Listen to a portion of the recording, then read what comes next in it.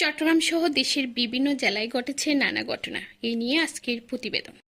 শুরুতেই চট্টগ্রামের ফটিকছড়ি গোয়ালঘর থেকে ইয়াসমিন আক্তার সাকি নামে এক গৃহবধূর ঝুলন্ত লাশ উদ্ধার করেছে পুলিশ।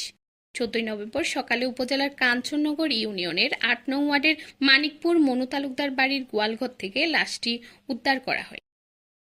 অন্যদিকে টাঙ্গুনিয়ায় দুর্বৃত্তের গুলিতে আব্দুল মান্নান নামে এক শ্রমিক দলের নেতার মৃত্যু হয়েছে।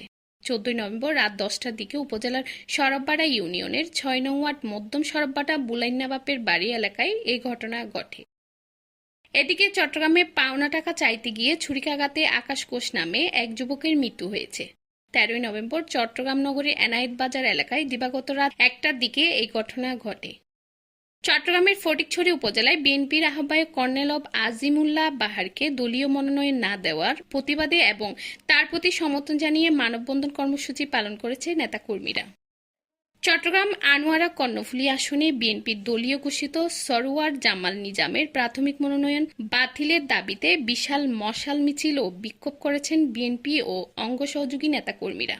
13 নভেম্বর সন্ধ্যা 7টার দিকে উপজেলার কালাবিবির দিঘির মোড় থেকে এই মশাল মিছিল শুরু হয়। চট্টগ্রাম নগরীতে একটি সেলুনে চুল কাটা অবস্থায় বাঁশখালী মোহাম্মদ ফয়সাল নামের এক যুবকের মৃত্যু হয়েছে।